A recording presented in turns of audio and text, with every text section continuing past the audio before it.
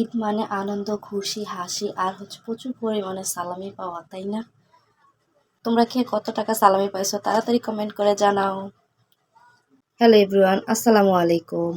ঈদের আগের দিন হচ্ছে চাঁদ রাত, আর এই সময় হচ্ছে সবাই একটু মেহেদি দেওয়ার উৎসব করে। তো আমিও একটু আমার ছেলেকে মেহেদি দিয়ে দিতেছিলাম। পোলাপের মানুষ তো অত মেহেদি দিতে পারে না। তো পরে নিজে একটু দিয়ে নিতেছি, সবাইকে একটু দিয়ে দিতেছি।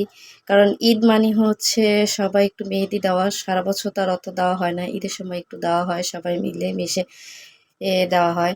বাড়ির সবাই দেখা গেছে ঈদের সময় একটু একসাথে হয়, একটু আনন্দ করা হয়। এক কাপ চা সাথে হচ্ছে মেহেদি দেওয়ার একটা আনন্দ, আর সবাই মিলে একসাথে গল্প করা।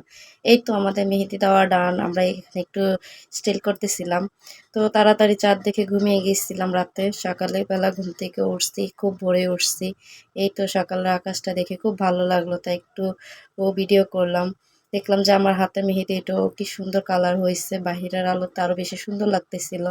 দেখেন মেহেদির রংটা পুরো অনেক সুন্দর হয়েছে। এই যে আমার মেহেদিটা অত ভালো মতো রাখতে পারি নাই আমার ছোট বাবুর জন্য, তারপর যেতটুকু রাখছি আলহামদুলিল্লাহ সুন্দর একটা কালার আসছে, তাই না?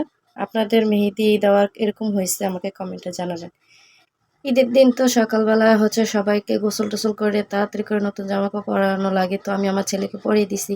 এই তো মাশাল্লাহ আমার ছেলেকে পাঞ্জাবি পরে খুবই সুন্দর লাগতেছিল।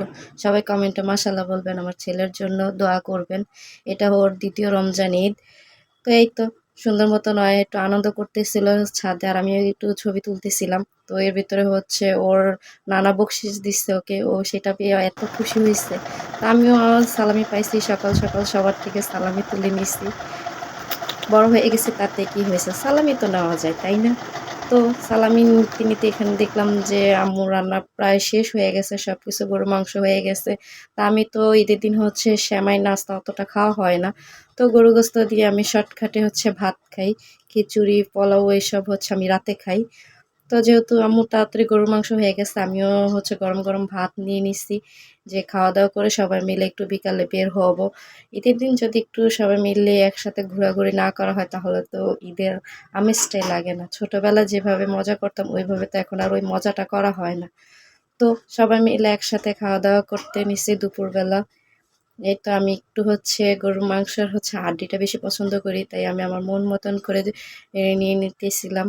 তো সুন্দর মতন এই তো খাওয়া দাওয়া কমপ্লিট করে তারপর বিকালবেলা একটু বের হব, সবাই মিলে একসাথে ঘুরতে যাব, ফুচকা খাবো, একটু নদী পাড়ে যাবো ভাবছিলাম। ঈদের দিন তো আম্মু সবকিছু একা হাতে করে, কিছুই আমাকে করতে দেয় না, নিজে নিজে একা দেখলাম যে সব কিছু রান্না করে। মাশাআল্লাহ আমার আম্মুর হাতে গরুর মাংসটা সেই মজা হয়েছে। আমিও মজা করে তৃপ্তি সহকারে খাইতেছিলাম। তো খাওয়া দাওয়া করতে করতে বিকাল হয়ে গেছে প্রায়। তো সবাই মিলে যেহেতু বের হব, তো একটু তাড়াতাড়ি যদি বের না হয় তাহলে তার মজা করা যাবে না। তো এই জন্য আমিও তাড়াতাড়ি করে খাওয়া দাওয়া শেষ করতেছিলাম।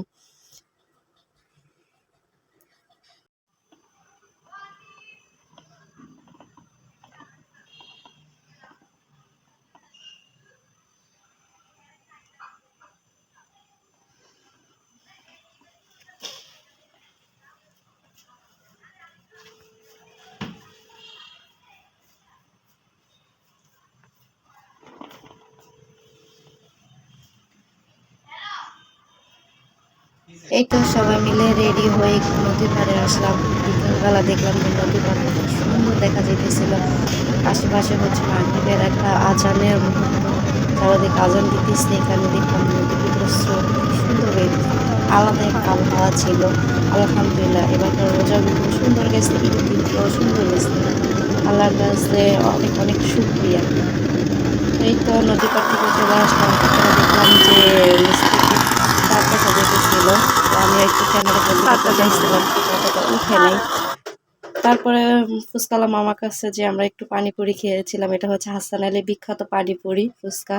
তো এই তো খাওয়া দাওয়া করে বাসার উদ্দেশ্যে রওনা দিচ্ছি, আর তেমন কিছু খাওয়া হয় নাই। বাসায় পার্সেল নিয়ে আসছি, যে বাসায় এসে সবাই মিলে যে কোথাও যাইতে বাসায় ছিল, সবাই মিলে একসাথে ভাবছি যে বাসায় বসে খাবো। তো আসার সময় বার্গার আর কি পার্সেল নিয়ে আসছিলাম। এক একজন তো হচ্ছে এক এক বার্গার খায়, এই কারণে যে যার যার মতো করে চয়েস করে নিয়ে আসছে বার্গার। তো আমি অবশ্য সব বার্গারই খাই, তাই আজকে হঠাৎ বিফ বার্গার খেতে মন চাইছে, তো আমি আমার জন্য আর কি বিফ বার্গারটাই নিয়ে আসছি।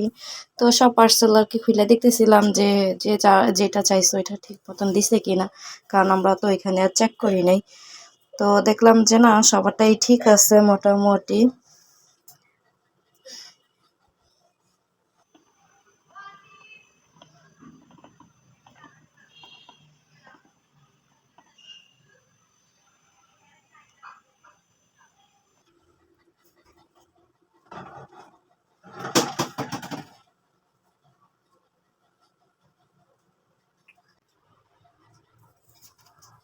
আমার বার্গারটা অনেক মজার ছিল, বিফ বার্গার ছিল আর মেয়োনিজ সস সব কিছু দেওয়া ছিল।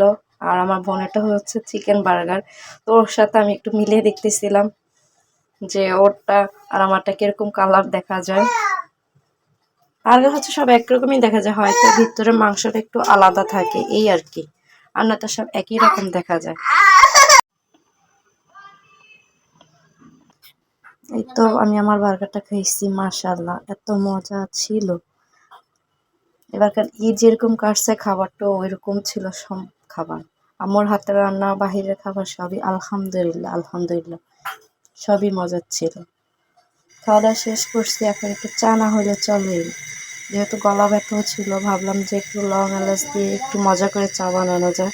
আর যেহেতু আমি রং চা খাই না, দুধ চাই খাই, তো দুধ চার সাথে একটু লং এলাচি বেশি করে দিয়ে আর কি চাটা বানিয়ে নিতেছিলাম,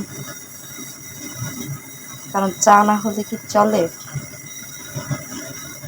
সব খাবার শেষে আমার চা লাগবে, চা না হলে আমার দিন মনে হয় যে আনকমপ্লিট থেকে যায়।